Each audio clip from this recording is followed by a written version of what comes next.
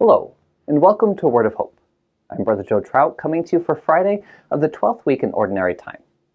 One of the things that I find really interesting to do when I'm reading through Scripture is to sort out, when is this passage giving me a moral lesson, something that I'm supposed to do, and when is it not doing that? When is it just revealing something to me about God, the universe, myself? Right? And in today's first reading, we get a mix of those two things. At the beginning, God is giving Abraham directions on following the covenant and circumcising his descendants. Right? There's clearly a moral imperative there, what he's supposed to do. But then there's a lot more in this passage that doesn't give him directions in the same sense. Right? We've actually had a progression going on that Abraham was promised descendants, and first he thought that he was going to, adopt those of his servants and then his nephews, and then we get Ishmael, and now God is promising him descendants from Sarah, that Sarah is going to have a child. And Abraham's response is to just laugh and say, no, that's absurd. I already have Ishmael, that's fine. Sarah doesn't need to have a child.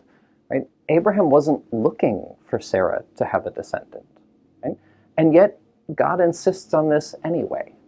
Now, I don't think this passage is trying to teach us that we ought to, keep asking for more from God, that there's something wrong with Abraham, that he didn't want Sarah to have a child. And I don't think it's telling us that we should be laughing when God responds. I think what it's showing us is that the God of Abraham is one who is far more generous than anyone expects. That in fact, God is far more gracious than we are prepared for at any point in our lives. And there's really nothing you can do to experience that or expect that, right? The very nature of it is that it's surprising.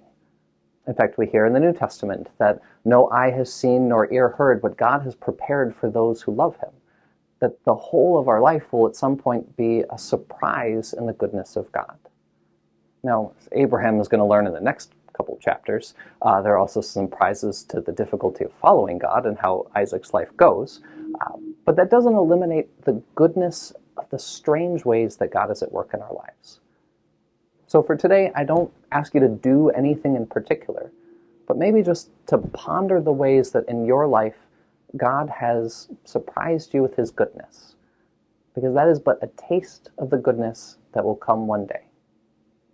All right. Have a wonderful day, and God bless.